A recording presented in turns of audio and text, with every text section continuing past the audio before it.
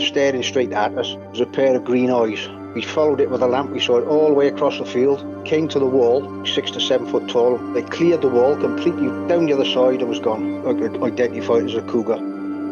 I think they're firmly established in the food chain. They're obviously breeding. I was 12 when I first saw the Black Panther. Those cats are still reported in the same area now. They're here to stay. Welcome to Big Cat Conversations. We speak directly to people who've encountered one of Britain's big cats. We also discuss the bigger picture. I'm Rick Minter, and thanks for joining me.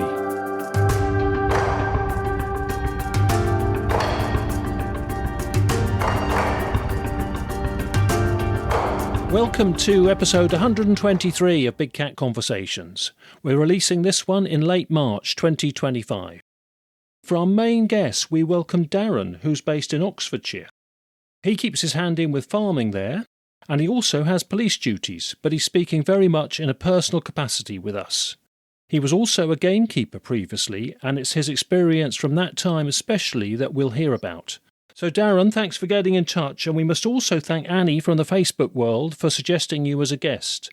Thanks, Darren, for coming on the podcast. Thank you very much for having me on the show, Rick. It's a delight, really. It's basically a story I never thought I'd tell. Before we get to the highlight, Darren, when you were in your sort of gamekeeper days, when did you first learn about the prospect of big cats being around in the countryside? And when you did learn about that, what was your view? Did you think it was plausible? No. I thought it was a load of rubbish, to be fair. And I was 12 years old, and my first awareness of a cat in the wild was the beast of Exmoor. I used to hear about it all the time. I'd read about it, Shooting Times, all the countryside magazines, read it, brushed over it, moved on. I didn't really believe it, to be honest with you, Rick, if I'm honest. Didn't believe it. How many years' experience did you have of gamekeeping before this main incident we're going to hear about? 15 years.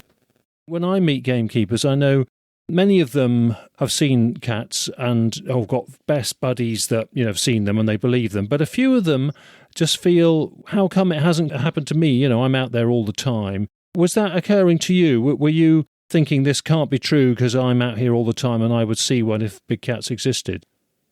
I know exactly how they feel, and I can put my hand on my heart and say, I didn't expect to see what we saw or shot at that night. And basically, I think it's got to do more with the way they roam. I hadn't heard about big cats. I hadn't met another colleague, and bearing in mind we're a very close world, who'd seen a wild cat. And if they had seen a wild cat, knowing my friends and colleagues in that world, they just wouldn't talk about it anyway.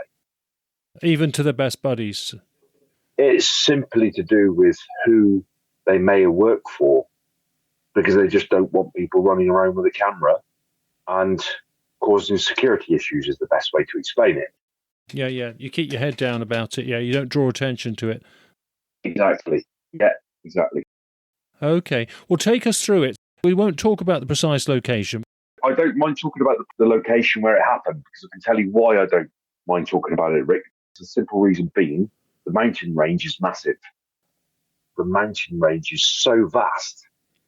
Good luck to you. That's all I can say. It was a long time ago anyway. It's not like talking about a fresh event from, a few months ago. Yeah. Tell us all about what happened then. So basically, best way to explain it really, it was the end of the shooting season. Every gamekeeper's got to think about starting to catch the stock for the following season. And I know some listeners aren't going to like what I'm talking about, but that's just the way it is. That's how you get paid. That's how you earn your bread.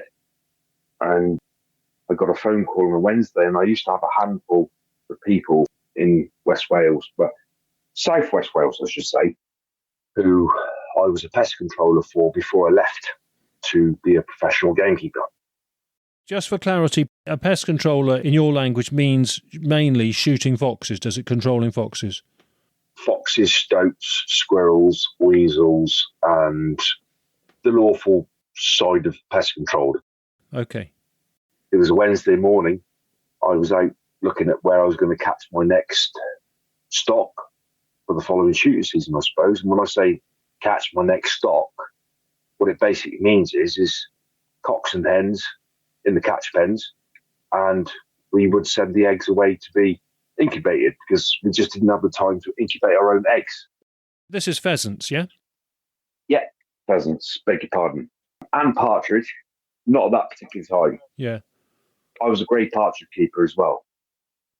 And basically, I got up 4:30 in the morning, started to look at my areas where I was going to start catching my stock to come. And my flip phone went off. I opened the phone. It was unbelievably one of my old customers. And he phoned me up and he said to me, we've got some issues up here at the moment in South Wales. And it was South Wales touching Carmarthenshire up to Brecon. We're losing stock hand over fist. And I went, have they got disease? Have they got this? Have they got that? And he said, no. I went through some intelligence gathering questions on the phone before I saw the carcasses, because that's what I do. And I only do it because I need to make sure that I'm using the appropriate piece of equipment out the toolbox so it's not overkill. He said to me, well, I heard the rumours, farmers counting their sheep and lambs, and it was more predominantly towards Carmarthenshire border at the time. It was 1998. I basically phoned up my mate, who was my friend, pest controlling, lamping partner, ex-military. We were basically going to go in like a sniper team. He wasn't happy. He'd been hearing about livestock being taken.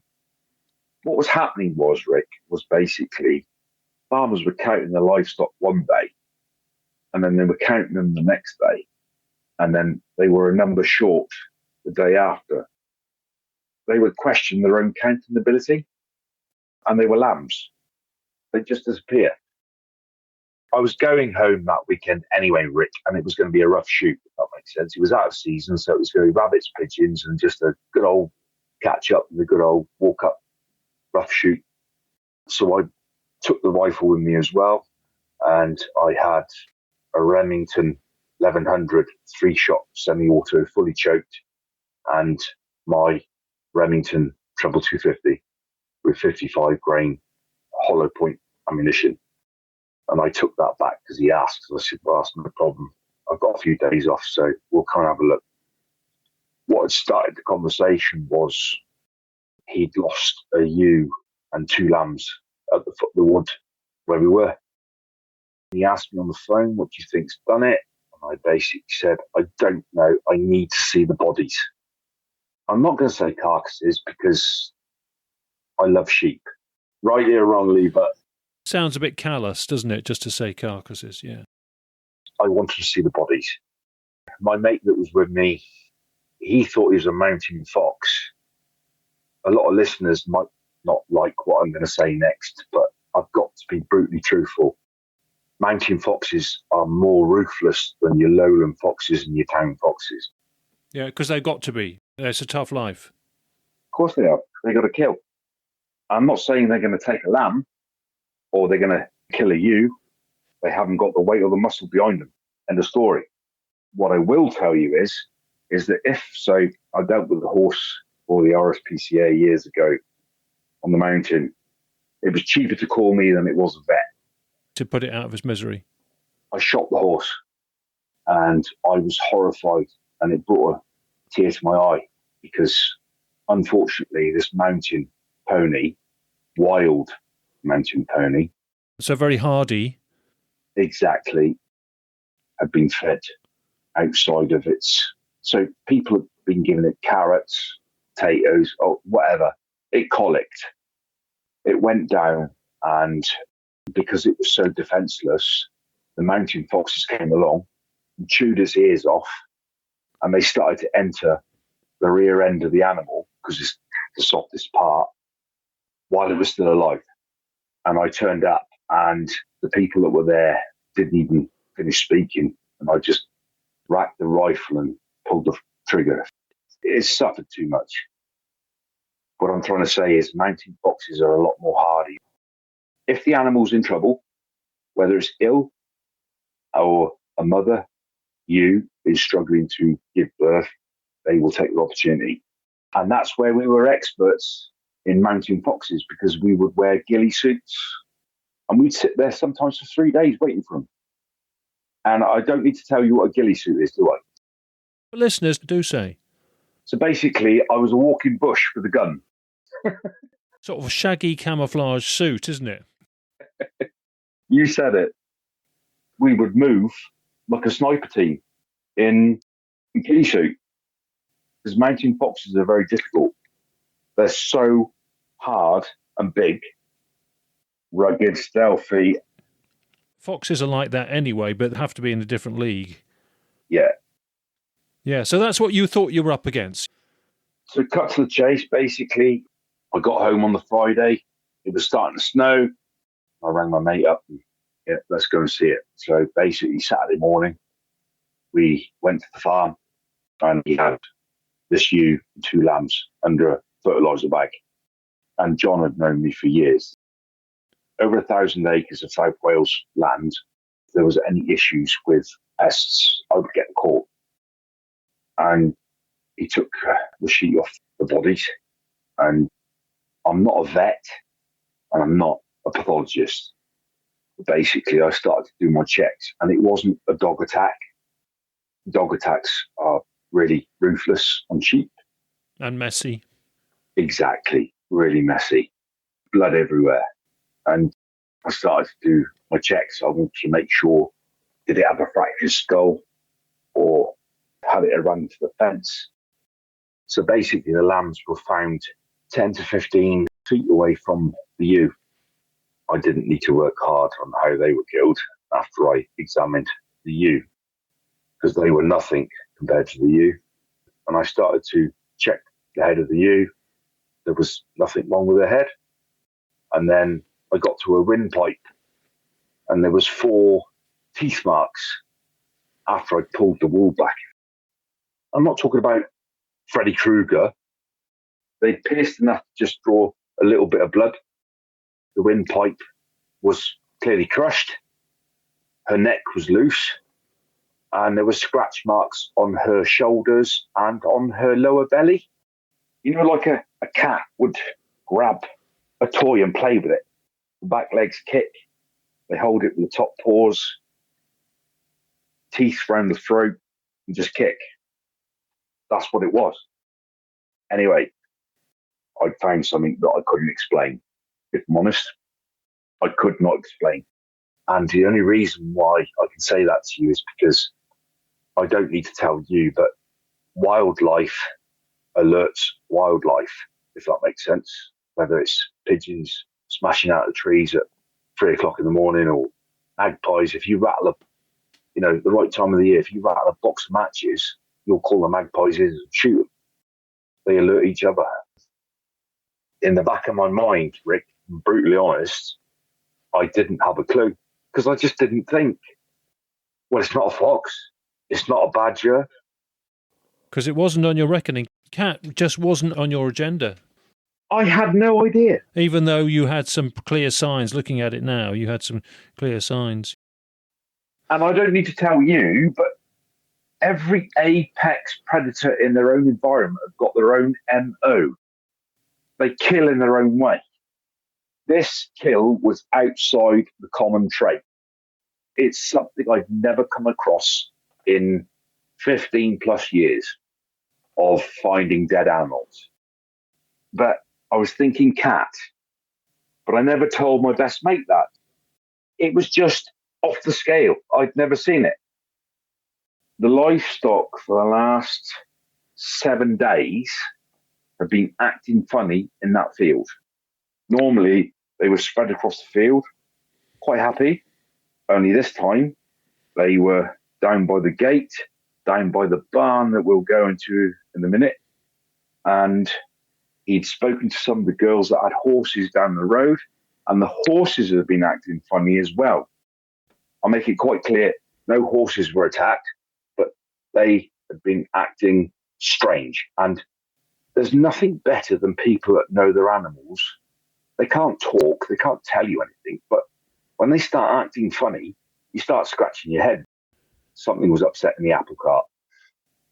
So I said to John, cool, seen the carcasses, didn't tell him what I thought, walked away, said to my mate, nevertheless, we might have a fox problem, so we'll get back up here tonight now and we'll see what we can do overnight.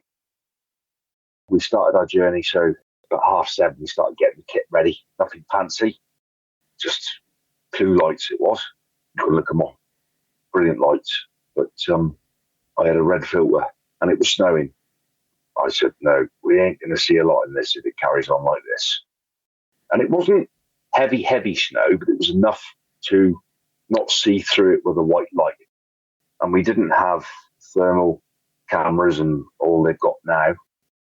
We were walking up the footpath, we had soup, coffee, savouries, as you do, small camo gear. Off up the mountain we went.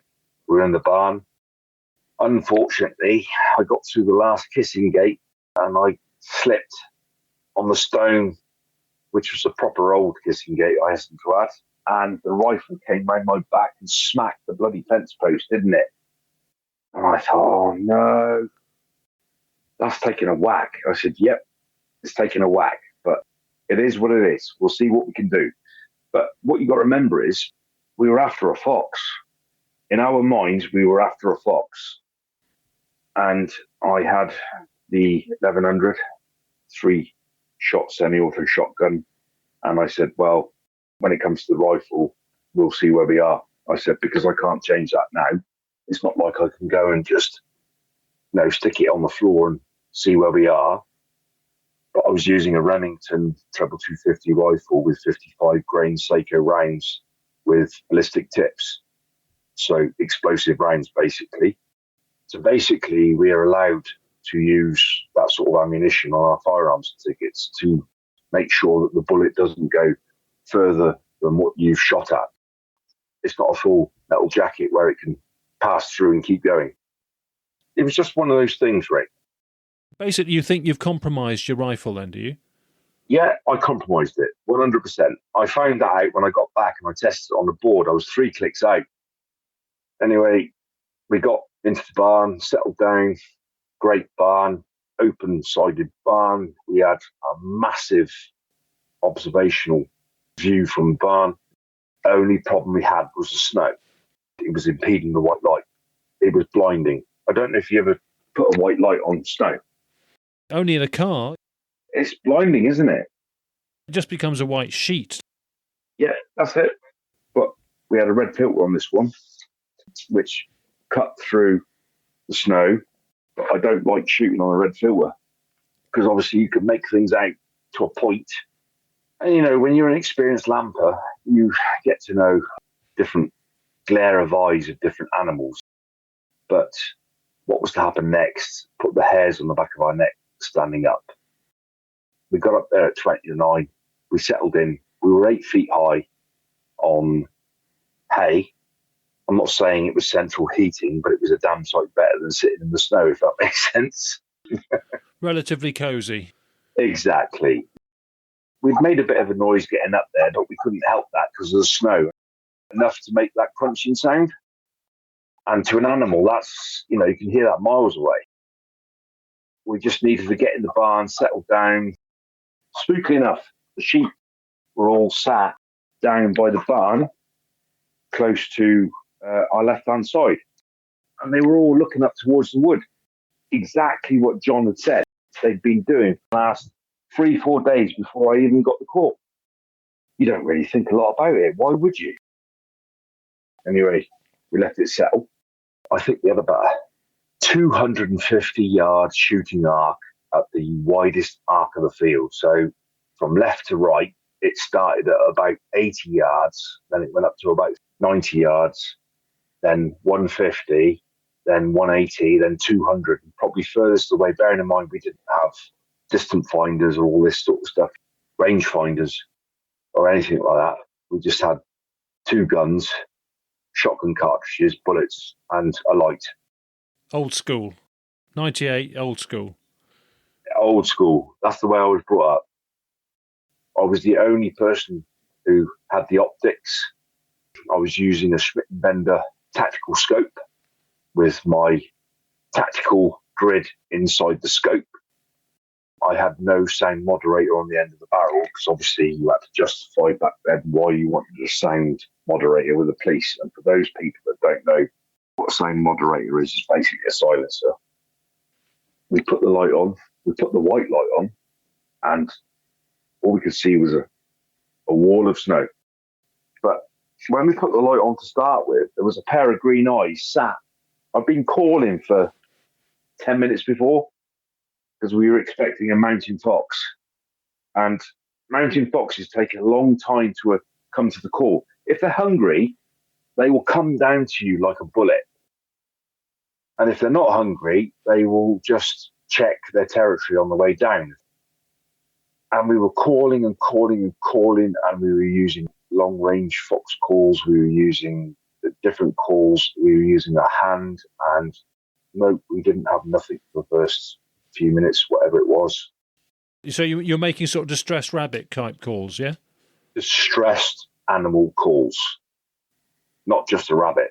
There's other calls out there that you use that lure them. Yeah, exactly. You're luring something to its death, basically. I used to enjoy that, but I don't enjoy it anymore. And we were waiting, nothing. For the next minute, I stuck the white light on, and I don't like shooting a red light. None of us do. You might have an idea in your head what you're looking at, but you need to see this clearly before you pull that trigger. And when you're using a round like a Remington Treble 250, it's a very powerful round. And we stuck the light on. There was a pair of green eyes looking at us in the hedge line at the bottom of the wood. And he flicked the light straight off. And he said to me, "Did you see that?" I said, "Yeah." "Can I talk frankly?" Of course, yeah. "What the fuck was that?" He said, "I don't know. I've never seen anything like it in my life." "What was it?" I said, "I don't know." I'm not joking you. They were gem green eyes looking at us from the hedge. So I said, "Right, stick the red filter back on, stick it on again." And obviously, they're not going to be gem green eyes with a red filter on. They were a lot more lighted orange. And we're calling away. And he's going, "What the fuck is that?" I said, "I don't know." "Well, you've got the scope. Have a look." And I'm like, "I can see it, but I can't make it out because the snow's still cutting across the scope." I said, "Mate, whatever it is, it's big. Just switch the light off." And we switched the light off with a view to we're not going to see it again. It wasn't a fox, if that makes sense. It wasn't a badger, it wasn't a cow, it wasn't a horse, it wasn't a domestic cat, it wasn't a short-legged Dexter cow. All the other possibilities, forget it. And he's going, "What the?" "Shut up," I said. And it was sat about 250 yards in the original video. I think it was a little bit closer, to be fair, but I was range finding through the scope. I had a tactical scope on my rifle, Schmidt & Bender tactical scope, movable turrets, and inside that scope, I've got a board in there that I can work out windage, elevation, distance. So all I've got to do is turn the turrets. But I wasn't really concerned about the wind. The snow was getting lighter. Anyway, we stuck the light on again, and it was still sat there. And I looked through the scope again. He's going, "What the fuck? Mate, shut up." We was calling, we were squealing. It just sat there, and it didn't blink once at us. And then, all of a sudden, like somebody taking a switch off, his eyes went. So we switched the light off. At that point in time, we were wondering what it was, but we weren't expecting to see it again. Anyway, it must have moved 30 yards up where it was sat. and we put the light back on again, bearing in mind that we were looking for a fox now, not a cat. At this point, I think it was about 9:30, 10:15 at night, and I could see more, but not quite enough still through a white light. And I said, keep the light on. And I basically said to him, mate, you're not going to believe this, but I'm staring at a cat. He said, what? I said, I'm staring at a cat. I've got to be honest with you, Rick. His words were, fuck off. I said, no, I'm fucking deadly serious, mate. I'm staring at a cat and it looks like a puma. And he was like, no. I said, no, I'm staring at it. Switch the light off. So we switched the light off. And we were like in a heated, whispering argument. Which is no good, of course, when you're trying to be stealthy. No, exactly, because he didn't believe me. I had the only optics that could see the cat. It was excitement and fear in one, and that's a hell of an emotion to control at once. I'm looking at something beautiful, but at the same time, I'm going to kill it. And I knew I was going to miss it because I'd smashed the rifle. He said, right, calm down. I was like, don't tell me to calm down. I'm the one that's calm here because I got my finger on the trigger looking through the light. Stick the light back on. So we stuck the light back on. It's still there looking at us. And I'm telling you now, Rick, I'm going to describe it for you to a T. 3.5 feet off the floor. I'm 5'11". So from my jean pocket, its head was on the top side of my thigh bone. And it looked wide. And it looked like it had a big tail. And I thought the tail was wrapping around its feet. I think it was actually in the background, but I don't think the tail ever touched the ground, if I'm honest. It was gem green eyes, and it had a big nose, white cheeks, and it had dark up its nose sides, and its eyes were close together, and they were like marbles, mate. It didn't blink. It did not blink one bit. And we switched the light off. The fear, the excitement and the fear was something else. And I'm like, why are we scared? We've got the guns. But that's the cat.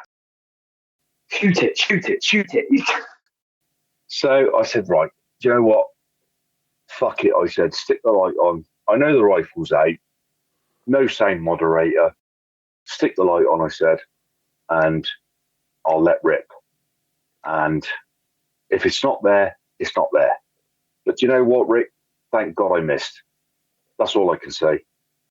I put the crosshairs straight between the eyes of what I can only describe as the puma.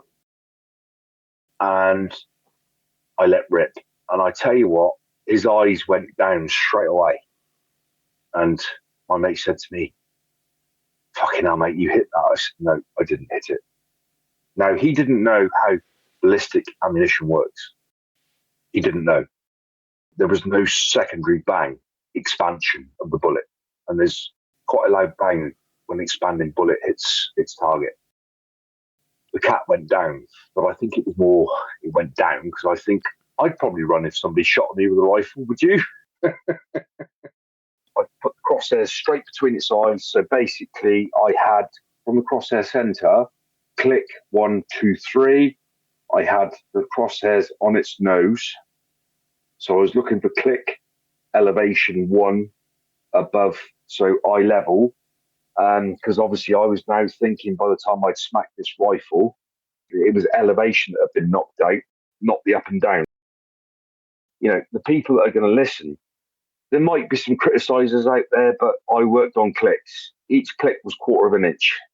And I compromised the rifle from left to right, basically. And when I got back, eventually, I stuck it on the target board, and I was 3 inches out to the right. So basically, what happened when I pulled the trigger, bearing in mind there was no sound moderator or anything on it, the shot ripped through the valley. There was birds getting up. The cat eyes, I should say, went down straight away. My mate thought that I'd hit it, but he was looking through his own eyes, if that makes sense. I was looking through the scope. I was looking through my tactical elements inside that scope. I knew damn well I hadn't hit the cat. Thankfully, I didn't. So, thank God I didn't, and I'd never do it again. But basically, I said, no, I didn't hit it, because you're going to have podcast listeners out there that know exactly what I'm talking about when it comes to expanding ammunition. There's a second bang. It's not as loud as the initial bang, but you know damn well when you've hit it. And of course, when obviously the shot went off, we just couldn't hear anything because we just bloody deafened ourselves. A really loud round. The fear and the excitement had turned into exhaustion. Both physical and mental, presumably. Yeah, and then there was a little bit of fear, like, well, what the hell are we going to do if we actually shot a wildcat? What are we going to do? I said, I don't know. I said, are we going to ring the authorities? Or are we just going to bury it? Basically, cut a long story short, I said, tell you what, obviously I had the dogs home with me anyway, so we'll come back the next day. So 9 o'clock the next morning, the snow hadn't infiltrated the hedge where it was initially sat when we first spotted it. So it was still green grass. We went up 30 yards from where we actually took the shot, and that's the bit that just sank home what had happened. You could see the arse of the cat had been sat in the snow. You could make out the tail. So I don't think the tail touched the floor.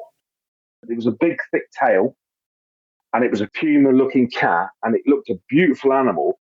But when I took that shot, you could see it drop down, and I couldn't see anything more after that. And it wasn't until the following day that we went back up there to look in the snow, because obviously the snow had actually infiltrated that part of the canopy.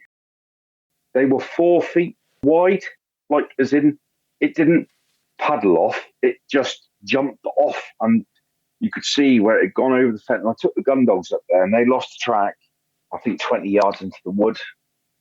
When we saw the actual paw prints where it was sat, I just couldn't believe it. They were the same size as the inside of my hand. This thing was sat 3.5 feet off the floor. So I'm 5'11", and from my hip to my knee, let's say 3/4 way up my thigh bone, that's where it was sat. The way it killed these lambs, it was like, I don't know whether it had been disturbed or it didn't know how. It killed the lambs, but it didn't know how to finish off. Might have been young, inexperienced one. It was like it was in captivity. So when you were watching it and when you were having a bit of a row with your colleague, what was the behaviour? Just sat looking at us. It was almost like it was like, what is this thing shining a light on me? You'd realised this was a big cat. What basically happened next between the two of you? It was quite a sweary conversation, as in, what was that? We just simply couldn't believe it, really, what we looked and shot at. Because of, obviously, the fear, the excitement, I think it was like coming down to earth. You know, it was like an adrenaline hit, and you were coming down off of it, you know.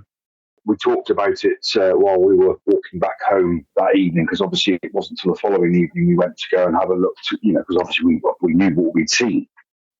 We spoke about it for a few days after, and then it slowly just sort of rolled into the distance, and we never spoke about it again, you know. Did you talk to other people about it? No, because I think the problem was, you know, we'd shot at a big cat, 100% puma. It was a case of, you know, the fear turned into what happens if we've actually shot. We'll just keep this quiet. You know, we've both witnessed it. You know, we've shot at it as a team, basically. And we never really talked about it again until, you know, I phoned up to confirm with him all the details of that night. So, you know, those years ago, I can still remember them like yesterday. Never told anyone, never felt the need to. Even when people have spoken about wildcats, I've never told them that we shot at one, because it was probably more of a case of, had we have hit that puma, what would have been the next step? There's the saying, shoot, shovel and shut up, isn't there? Yeah, exactly. Because of the consequences. You don't want any rebound effects from anybody, and also the prospect of losing a firearms licence, or just getting in the grapevine and people hassling you for doing so. You've hit the nail on the head. Now, in retrospect, because you've grown older and wiser, you wouldn't advocate shooting a big cat. That's right, isn't it? I wouldn't. And for the simple reason being, this cat, it was clearly the damage it was on, the size of the ewe and the lambs to start with.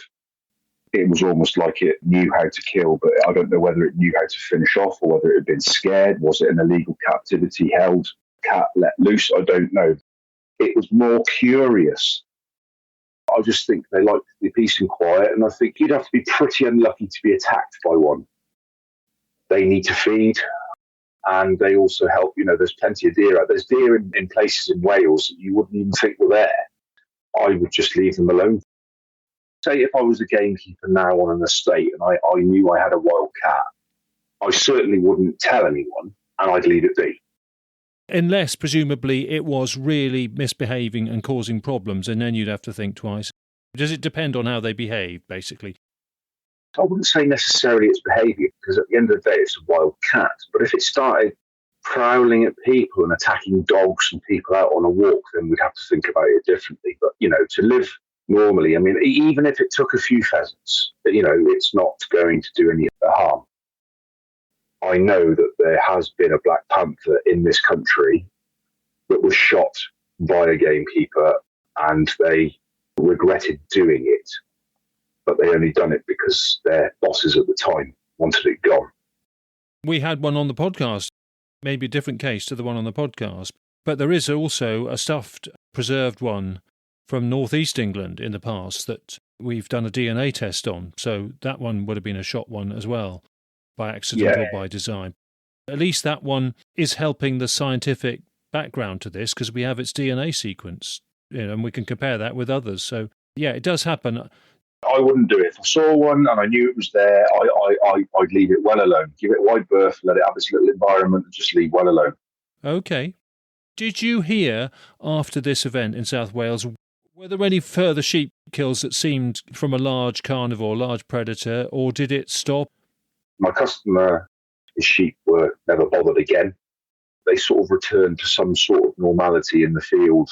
And also it was spooky because the equine community that had horses not too far away, their horses seemed to return back to some normality out in the field. They weren't so spooked or trying to come stand by the gate wanting to come in. As I said before, where the actual area was, it's such a large mountain range. Eventually, the jungle drums stopped drumming, and I think the cat moved on, personally.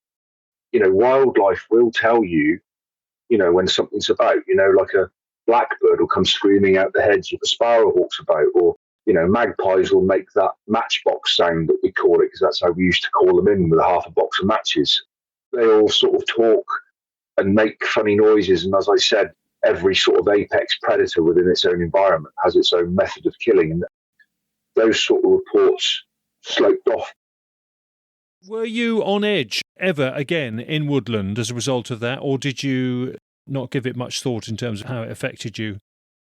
No, I'll be brutally honest with you, Rick. I was never on edge when I was in the woods in the dark or looking for pheasants, because I was always armed. Yeah, fair enough. Yeah. Shall we now then go fast forward a number of years to Oxfordshire, where you've got a lot of context because you're based. Well, tell us about this incident where a plaster cast was taken. It did become a nationally known case for a while and get onto TV, but you tell us about it if you would. So basically, I spent on and off a number of years stationed at Chipping Norton. I was in a particular town one day doing some reports, and I'd heard on the grapevine that a cat had been seen out that area. A member of staff on a particular team came rushing in to see me. She was a very well-trained individual. She basically said to me, "I need to talk to you. I've got to go Chipping Norton way." And I said, "What's up?" She said, "Well, we've had a call that a big cat has been seen out that way, and they think they've come across some paw prints." So she was asking for travel advice. Anyway, I just said, keep me informed if it's okay. "Oh, well, no problem," she said, because obviously she knew I liked my wildlife and things like that. Anyway, they did a plaster of Paris where they fill the pad with plaster of Paris. Yeah, a plaster cast, yeah. Plaster cast, beg your pardon, sorry. Anyway, she said, we've done it. We've now sent it in, through the appropriate channels of where it needs to go. Must have been about, I don't know, a week after it. I just happened to bump into her, and she said, "You're not going to believe this, but the zoologist has confirmed that it was that." I don't think she said black panther or anything like that, but she said it was the paw marks of a big cat, because you can't tell, as far as I'm concerned, unless there's any specialism out there. Leopards, pumas, they've all got different pad marks, if that makes sense, but it takes quite a bit of research. They're broadly similar. You'd have to have a perfect one, a perfect impression to really distinguish. They took 3 plaster casts of what inevitably went on to be confirmed large cat prints. In one of those sets of prints, there was the possibility of the claws retracting whilst they walked, is what I was led to believe. If it's the same case that I highlighted in my book and was aware of at the time as it happened and was in the media, I remember a case where the plaster casts were taken at the foot of a high seat, a shooting seat. Yes. The people up it at night or in the evening in the dark were not even aware of an animal underneath them, but when they got down, no, they were, and they were so impressed, thinking this could be a big cat, and it was silent and underneath us, and we weren't even aware. That's what prompted the plaster cast. Do you think this is the same case we're talking about? I think there's a strong possibility. So basically, what I was led to believe was, I don't know whether it was a shared high seat or whether it was an individual, but I think it got close to dark. They hadn't seen anything, and then they started to stand up from the high seat, and that is when the cat was spotted underneath. It just goes to show how quiet they were and the cat was. But then they were sharp enough to notice prints as they got down later on. And this is the whole idea about the tracking side of animals. You need to know your different deer prints and animal tracks. So it all comes with experience. But, when we were shooting mountain foxes, for instance, and they were notoriously difficult fox on the mountain ranges, because obviously they're stronger. As I said, utilise ghillie suits and lie there for hours. So that was the form of South Wales sort of rush on the mountain high seat, where we'd be lying on the floor at a good spot. And here in Oxford, we don't need to worry, or Oxfordshire, I should say, around the various estates where deer control, is taking place. It's high seats that are utilised in a big way. And I certainly use them all the time, but you have to sit there very quiet. But I suppose my point is that whoever he or she is sat in the high seat stalking, they're sat there so quiet. And, above the smell line, I suppose, the scent line, it just goes to show how quiet they were. And the cat didn't even notice that they were there, and they didn't know that the cat was there until said time they come out. Great story. And it was actually summarised on a programme that Nick Knowles, the TV presenter, did at the time. I think this was before he was doing those household makeover programmes. Very, well-known presenter. So to have him talk about it with the wildlife liaison officer from Thames Valley Police at the time, that was quite a high-profile thing to get that in a mainstream TV programme, and talked about verified big cat evidence with a plaster cast in his hand. I think it was that the Home Office, because the Home Office is obviously overall government responsibility for the police, they announced the fact that this was verified big cat evidence. And so your officer, the lady officer, she took the cast, presumably, did she? Yes, she did. So she was a forensic officer. Very good, because there's a photo of that cast in my book, and it was circulated. Yeah, good for her. Yeah. Do you think a lot of people would keep it quiet if they'd had an incident or a sighting in your circles, because it's a bit awkward for them to talk about it? People I know are very skilled, experienced individuals. They would probably tell me quietly on my own, and I wouldn't say anything. But obviously, they wouldn't say anything for the wider circle because, number one, they look after the estates they're on, but number two, they wouldn't want to draw the unnecessary crowds in with the prospect of seeing a wild cat, Take an example, for instance, we've had a recent confirmed sighting in that area of a wild boar, which we think's come from the Forest of Dean. What I'm getting at is that you can see they actually just want that wild boar to be left. I'm not talking about a group of wild boar or anything there, Rick. A satellite male, perhaps. A wandering satellite male. Exactly. So it has been seen. It's not been seen in a while now, but it just goes to show that things can get around, can't they? It begs the question, have you ever heard of any other unusual wildlife mammals being reported? I have. I don't know whether you're going to believe me on this one, but when I was about 14, 15 years old, having come from the Pembrokeshire area, we used to have what we called the 4Rs, which was the Rock Road River Railway, which was down by Wolf's Castle, between Haverford and Weston Fishguard. And there's a great big forestry down there.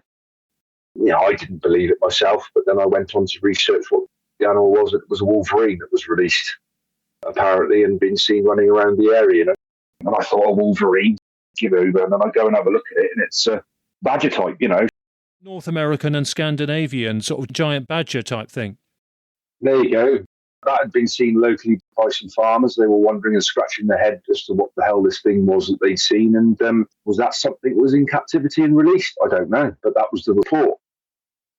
Was there any thought that it could have been in a fur farm or something and got out that way? I don't know, because it was a bit like, I don't know if you remember sort of the Whitney area of Oxfordshire. They used to have the mink farm there somewhere, if I remember rightly. And of course, the animal rights people came in and released them from the fur farms, So that's a good question. Was there a secret place? Because that fur farm was hardly known other than the people who fight for the rights of, said animals.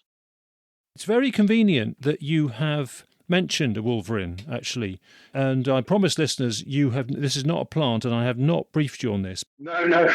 Because we genuinely have one of our previous podcast guests, podcast listener, who's uses a thermal camera a lot, and he's actually recorded not just one, but two wolverines several times in the uplands, which is, of course, a location which they would like, because full of hidey holes and old mine shafts, and where no disturbance and hardly any people about, and they could scavenge on dead lambs, and they're like badgers, so they're omnivores anyway. At some stage, we will be showing that footage to the wider world. Wow. Never knew that. I promise I hadn't told you that. But so it's very interesting. And there have been wolverine sightings around the country, a few other places, including Forest of Dean near me, actually. They're rare, much rarer than big cat reports, of course. But sometimes people say, do you know what? The animal I witnessed was, I think, a wolverine. But sometimes people just say, well, it was a funny little sort of tiny bear type thing charging about. Yeah, and that's what they thought when these farmers saw it charging around. What the hell was that? But they looked it up and worked it out that it was a wolverine, presumably, did they? Back in those days, the internet was still, they wouldn't have had the internet. They'd have been looking for books to look it up and see what it is. And, that looks like what I saw. And then it's got Wolverine written underneath it, Where this Wolverine was seen was pasture fields, large forestries. I didn't really think about it a lot as a 14-year-old kid, but you've just hit me with something that I didn't know. And I was telling you something that you didn't know that I'd heard of. Very convenient, because it does prompt us to mention this about wolverines and creatures of upland and colder climates, basically, aren't they? Like little sort of mini hyenas and big honey badgers. They've got that mustelid weasel, carnivore, omnivore behaviour, because they can kill bigger prey, but they can scavenge easily. And wolverines in tundra conditions will sort of dig up bones or sniff out bones and eat them. Well, thank you, Darren, for mentioning that. We were going to go for a word of the week, and I know you have something to tell us for your offering for word of the week, so please go for that. Word of the week is talon, bird of prey's claw. The reason why I pick it as a word of the week, we used to do a lot of pest control where we were called in where it was not to be too obvious.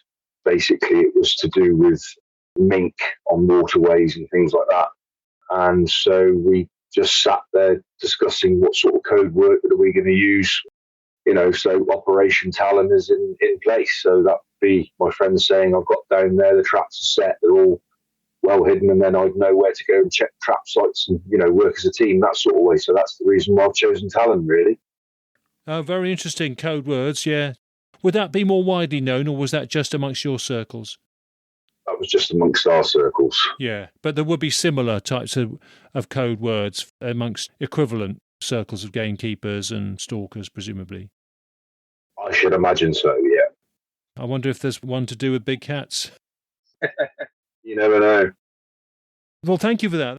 What do you make of our struggle to find more and better evidence? I mean, we are getting a bit of DNA and one or two, half-decent bits of video clips of the footage now of these cats, but by and large, we are struggling to get more and better evidence. What's your view on that? Is it just because they're super stealthy animals and maybe some people who've got evidence keep it quiet anyway? What do you think on all of that?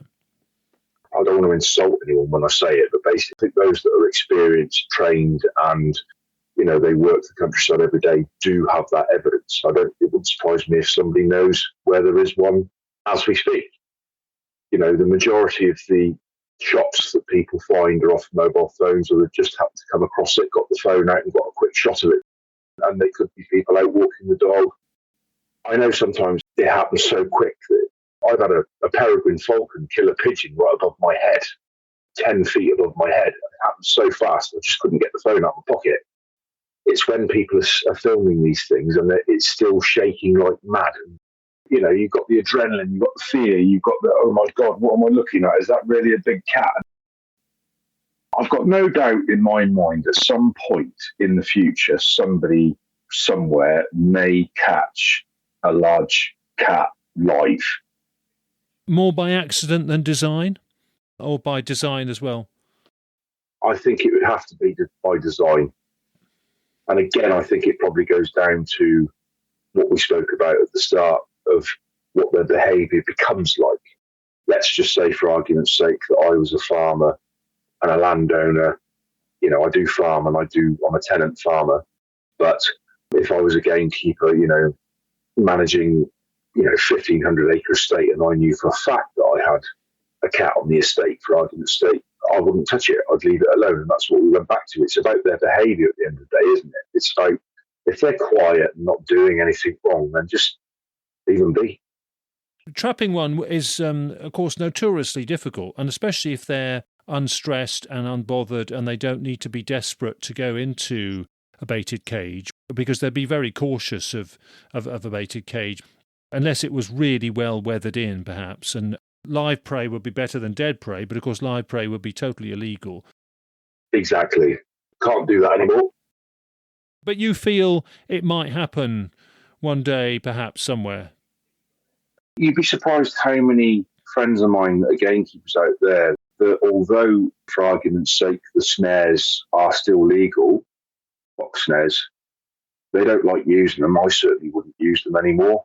But there is the possibility that somebody may have to use them as the last resort, and it could be something as silly as getting caught in something like that, which I hope doesn't happen, but there is the realistic possibility that it could happen. In which case, they'd have to be dispatched, wouldn't they? Because it would be such a gruesome injury. Just depends, because, self-locking snares have thankfully been banned for many years now. The snares that are used now are free-run snares. So basically, when the animal stops struggling, they loosen. They hold them there. It's something like that that's going to catch one. Okay, so that would be more by accident because it was the wrong target. They're targeting foxes and they get a small, big cat instead, perhaps.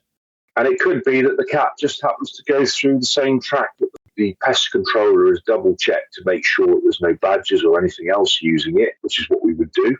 And, of course, we've got the use of cameras now. It could be that it's just that one incident where the cat thinks, oh, I can get through that as well. And then, unfortunately, there's a wire in place, The gamekeeper or landowner or whoever is in charge of that, checking that subsequently, has then got to decide, blimey, that is a awesome creature to deal with. What do I do? I mean, they've then got a decision about whether they want that dead or alive, haven't they? Because they've got to weigh that up. Exactly. Let's just say, for argument's sake, you caught a reasonable sized cat in one. You don't know whether it's going to do itself some serious damage or, unfortunately, it's it's not alive anymore anyway, because it's got itself in such a tangle. It may well be that that's happened and people have just, had to dispatch them and dug a hole and shut up anyway. Yeah. And that'll be a story for the grandchildren. Yeah, well, thanks ever so much for all this information from your perspective. Very interesting to hear about, the gamekeeping and stalking world. And if any other people from those professions are listening, you're very welcome if you've got any information that would be of interest to listeners. All the information and discussion is valuable. That's what we're here for. Is there anything else you'd like to say on the subject before we close down? No, just thank you very much for taking the time to interview me about what happened. I've thoroughly enjoyed it, and I hope it all makes sense. Yeah. Certainly a pleasure coming on. Thank you. I'm sure listeners appreciate your perspective. If anything else does occur during your career, which is relevant, we'd love to have you back on. So keep in touch. Thank you ever so much, Darren, for coming on Big Cat Conversations. Brilliant. Thank you very much, Rick.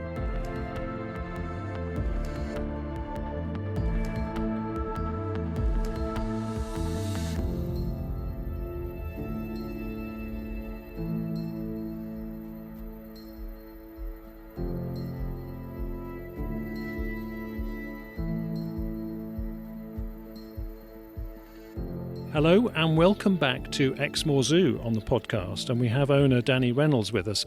Danny, you've got a croaky voice. Thank you for doing it. It's end of a busy day for you. The sun's out, which is lovely in March, and we're outside an animal enclosure that is not a big cat, but we want to talk about it because of what I'm going to show you now, and I wouldn't mind you scrolling through. So we're putting you on the spot, Danny. In fact, your keeper has just made an interesting comment about these. This is stills from video footage. I'm going to ask Danny what he makes of them because he's seen them for the first time now. Your comments were very interesting before we go on to talk about the animal itself. If you do accept or agree or consider it could possibly be the alleged animal. Any thoughts, Danny? Right, yeah, sorry. I was concentrating on the stills that you've just given me. Yes, it is potentially, but... Yeah, the video does show the rolling movement, very humpback rolling movement. At the start, it's doing a scent marking behaviour. It's quite intriguing. Definitely. There it is up on its legs. I know it's very cruel of us to put you on the spot, Danny. It's in semi-upland pasture in March last year, 2024. It's been filmed, in fact, 2 of them have been filmed in around that location many times since. And in fact, Danny, you're looking at stills from a 2-minute, 10-second bit of thermal footage filmed in late evening, March 2024, so about a year ago from now, actually. It really is interesting. I am sure you've got a mustelid here. Okay, I can see the tail, I can see the shape of the body, and the number of stills you've given me to view at, I can sort of guess, if you like, on its type of movement. And it's also got a decent length of body to it. Just intriguing is the head shape. Is it a wolverine? Possibly. I'm just trying to think what else it could be, which is that size and that shape. The only other thing would be a very large marten of some sort, I think. But I don't think it's a marten. It's got the wrong ear and facial shape. The side markings are clear on a couple of the images. We're putting you on the spot without showing the video. The locomotion is very clear. At times it goes very fast and a very humpback rolling locomotion. If I'd caught a quick glimpse of this and I'd been in the right place, my immediate reaction would have been it's a wolverine. But because it's somewhere in the UK and I've got stills in position moving, I'm very reluctant to say, oh, yeah, that looks like a wolverine. Like Doug, who's literally 2 feet away from me here, it's so close. I certainly wouldn't say it wasn't, but I don't think it is. I think it's something in the way of a big marten of some sort. I know I shouldn't say that. Well, you're being sort of cautious, I accept that. And what we'll do is try and show you the video footage. If I could see the video footage, that would help tremendously, because we keep both yellow-throated martins here and wolverine. We've got ratel. We've got a number of this size predators, and I've seen them again in the wild as well. Yeah, and an American fisher is a bit smaller. Yeah, that's it. So if I could see the movement, that would sort of help me go in. And it's because it's a thermal image. That is a hell of a good thermal image. In one of the shots here, it does look like it could be a wolverine, but I can't see how it can be if this is in the UK, because there just is not enough wolverine, and only in breeding programs, and they only have been in breeding programs for the last 25 years, so we would know. Yes, but of course animals are dumped and animals are held illicitly. If it is a wolverine, it does beg a lot of questions. What I can say is that 2 have been filmed several times now, and before this footage appeared, Don, who took this footage, had 3 sets of footage labelled as weird badger, but not a badger, and bigger than a badger from Don's scaling. And he's a pattern maker, very good at scaling. Gotcha. I'm certainly not going to rule that out, and I would like to see the actual locomotion of this, not just the stills in thermal image. Google Lens does have it as a wolverine. One of the best stills here, showing that side patterning and the sort of banded head as well. You've got the locomotion, the banded head and the side patterning. Can we go on to just having a bit of background information on a wolverine? We're standing at Exmoor Zoo in front of an enclosure with 2 wolverines in, male and female, and Latin is Gulo, which means glutton. You aren't kidding either. Can they eat? Yeah, tell us about a wolverine, if you could. Character description. Okay, Marvel Comics, 6'4". No, but that's why everybody comes to have a look at them. Without being rude, they don't come because it's the most unique and unusual animal that lives in the Northern Hemisphere. They actually come because of the Marvel scenario. For me, as their keeper over the years, I absolutely adore them. They're so playful.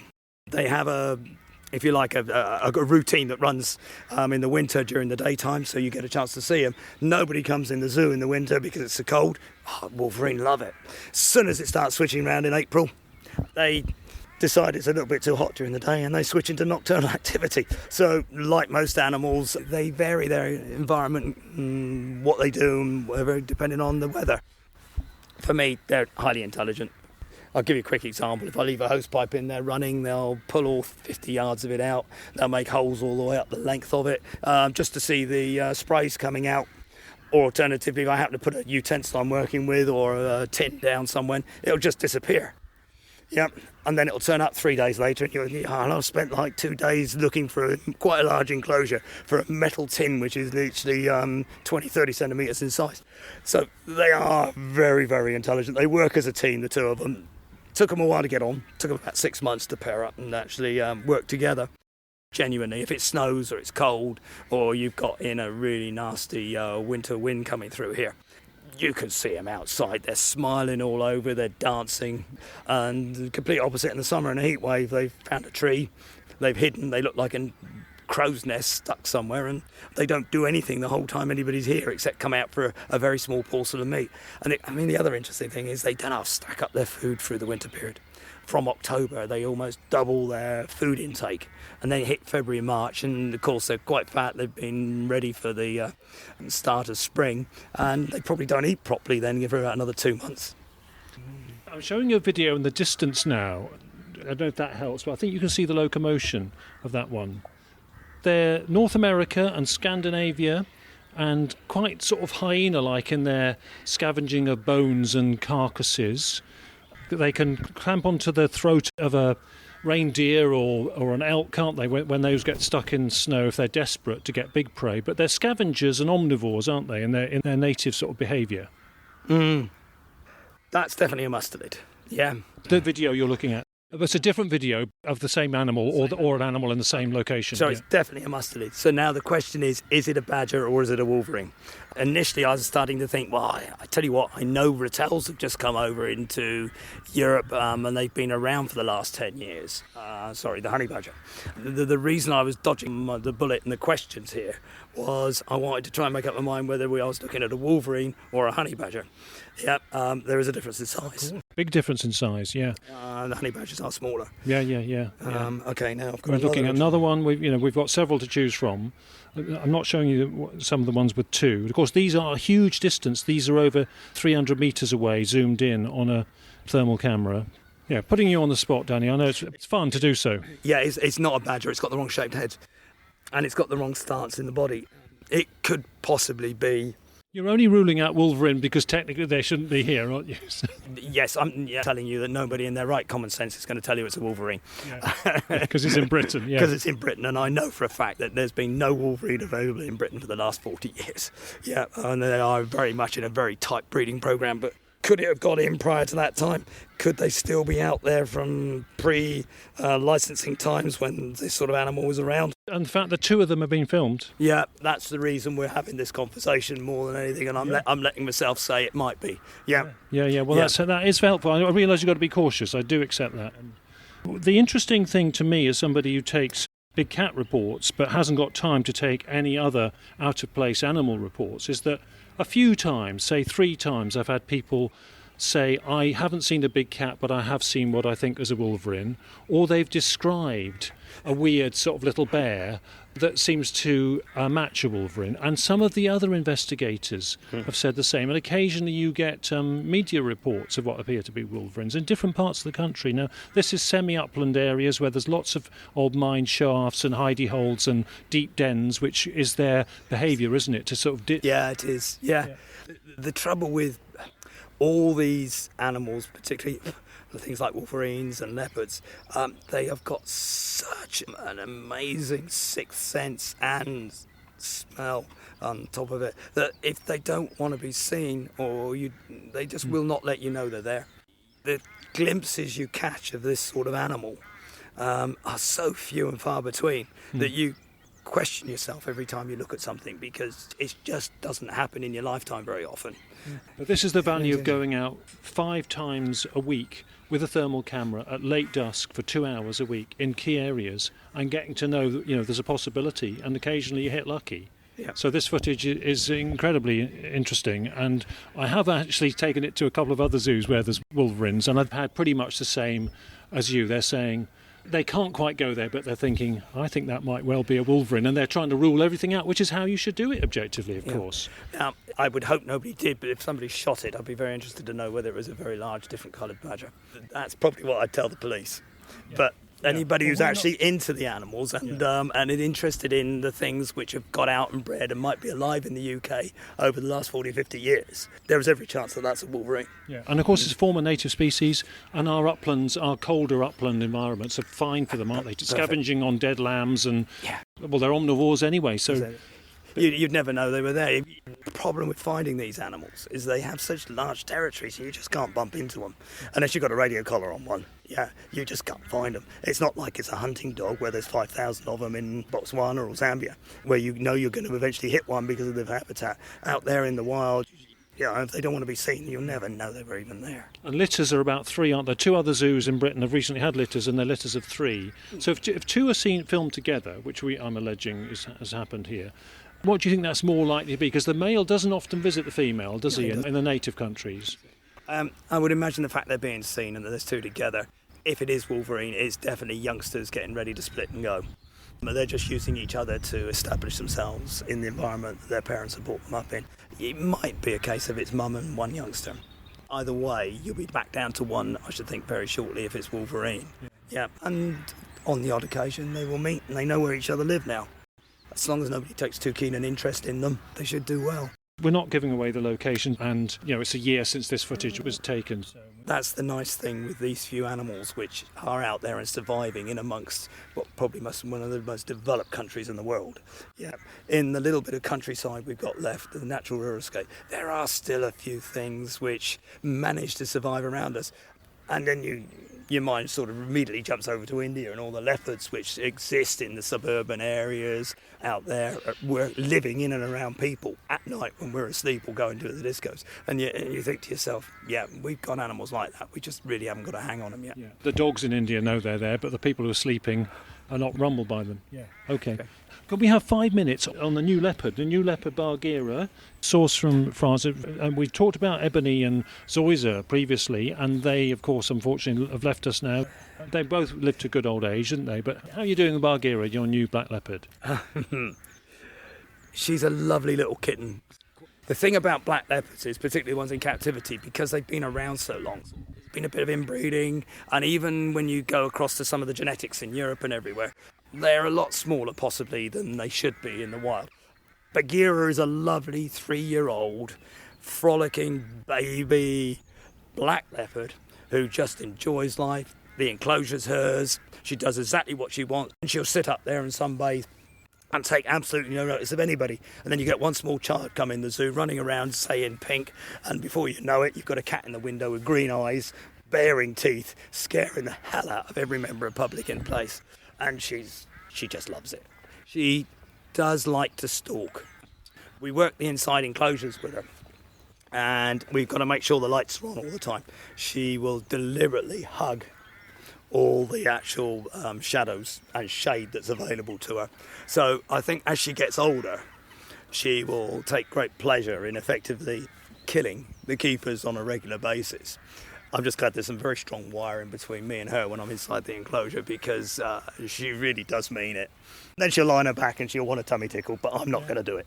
Ebony used to sort of splat against the window, didn't she, when she was attacking people, in inverted commas. Now, how does Bagheera do it? Yeah, it's about the same in all honesty. Yeah, I think we've seen it today. She's not so easily wound up as Ebony used to be. Ebony used to live with Zoysa, and she was constantly on her guard about Zoysa and everybody else. With Bagheera's on her own, she's pretty much more relaxed than that. And like the other two, you just see every activity your cat at home does taking place there. She's so much more dangerous. We've been watching her today, and she's been enjoying the sun, and suddenly gets a bit more frisky. And I'll be honest, today she's right in the middle of her estrus cycle, and you can see by the way she's behaving and just rolling around and loving life. And it's at times like this I think, yeah, we ought to get a male and let another generation come along. But the trouble is, it's finding homes for them. Today it's frowned on. Black leopards, well, they do occur in the wild, but yeah, it's only a melanistic form which just happens to be in northern India sometimes and over in Myanmar.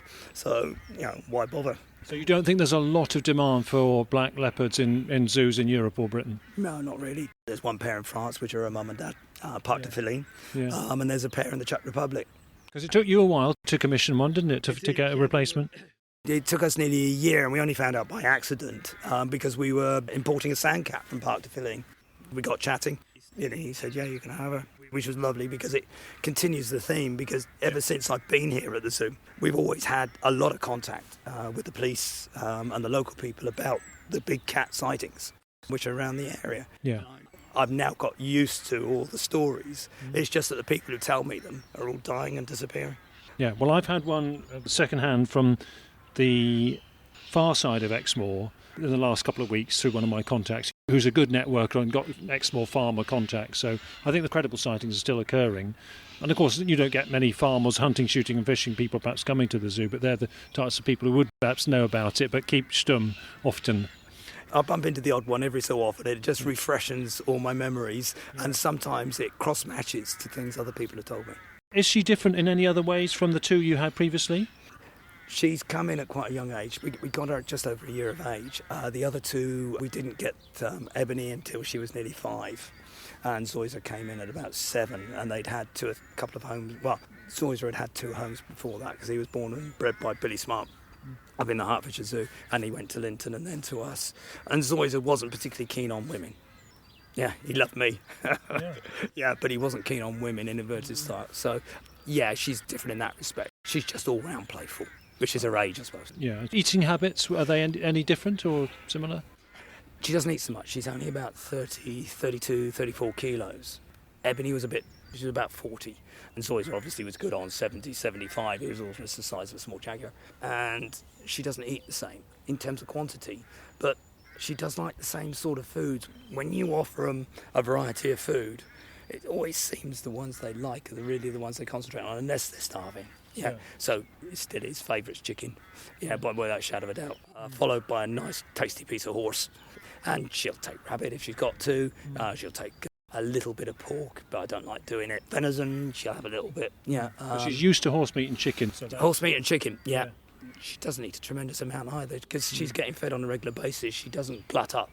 So we don't give her a large lump, like 10 kilos, to last her 4 or 5 days. She gets like 1 or 2 kilos on a daily basis. Yeah. And the feedback you've had since having her from the punters? From the punters, we don't get much feedback. We just get things like, oh, that cat scared the living hell out of me, or my daughter will never come in this zoo again because it jumped out the window. I said, really? She said, no, they'll be back next week. Yeah, that's what you want, isn't it? I know. Goosebump moments. Yeah, it's not done for that reason, but Ebony sticks in people's minds because she did that, and so does Bagheera to a certain extent as well. I think over time, as much as anything, you remember the white fangs and the green eyes, because that's what you get with a black leopard in a dark space looking at you. When she's in the back of the enclosure, you do see that, don't you? You do, and then you understand some of the reports that come in when people in our countryside have seen it, and they'll say to you, I'm not going out again because my torchlight picked up green eyes. Golf ball size, yeah. Yeah, at about 30 inches in height off the ground. And you think, well, there ain't anything else that can do that. But you can't sort of say too much to the person involved because you don't want them worrying for the rest of their life. Yeah, and coloration, we were noticing today, because the sunlight was on her. Yeah, she's jet black, but in the sunlight, she's chocolate brown, and you can just see a smidgen of the rosettes. You can, definitely. You always used to be able to on ebony and zoysia as well. A nice, bright, sunny day. It's very, very obvious. Yeah. And also, I think maybe that's because we were looking for it as well, because so many of the witness reports do not pick that up. I think in duller light, it is difficult to pick it up.